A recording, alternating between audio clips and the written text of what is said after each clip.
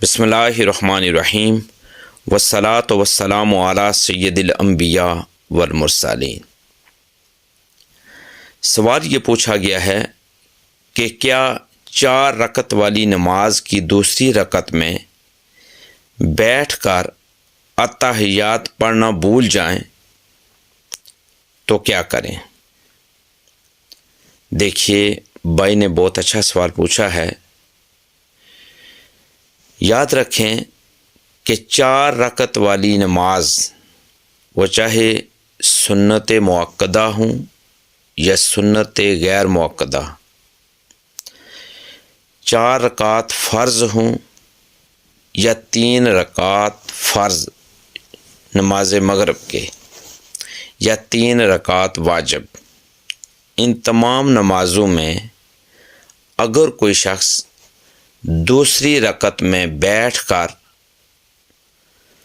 اتحیات نہیں پڑھتا، یعنی تشہد میں نہیں بیٹھتا اور تیسری رکعت کے لیے بھول کر کھڑا ہو جاتا ہے،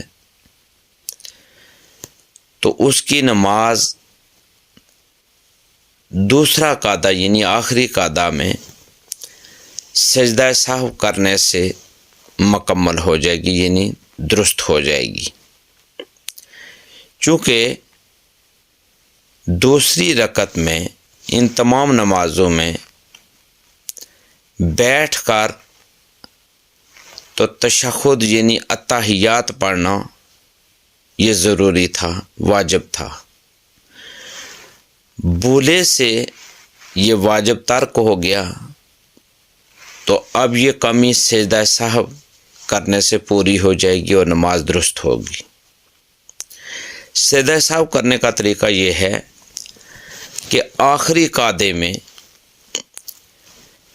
اتحیات پڑھنے کے بعد دائیں طرف سلام پھیریں اور پھر 2 سجدے دیں، اس کے بعد بیٹھ کر دوبارہ اتحیات پڑھیں یعنی تشہد، اس کے بعد درود شریف، اس کے بعد دعا کرنے کے بعد دائیں اور بائیں طرف سلام پھیر دیں، نماز مکمل ہو جائے گی۔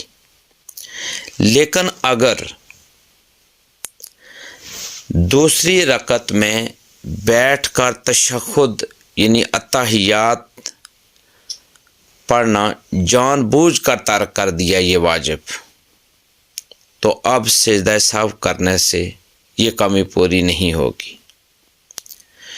چونکہ اگر کوئی بھولے سے واجب رہ جائے تو سجدہ سہو کے ساتھ اس کی کمی پوری کی جاتی ہے، لیکن اگر کوئی واجب جان بوجھ کر ترک کر دیا جائے تو یہ کمی پوری نہیں ہو سکتی، نماز کا دوبارہ پڑھنا ضروری ہوگا۔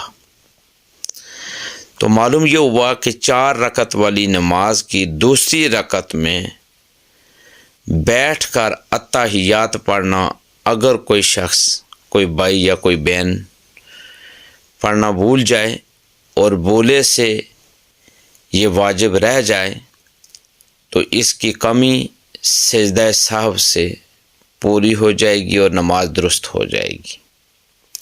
اللہ تبارک و تعالی ہمیں زیادہ سے زیادہ علم دین اور دین کے سنہری تعلیمات کو جاننے اور ان کے مطابق زندگی گزارنے کی توفیق اور ہمت عطا فرمائے۔ دین کی بات پھیلانا صدقہ جاریہ ہے، ثواب کی نیت سے ویڈیو کو شیئر ضرور کیجیے۔ جزاک اللہ۔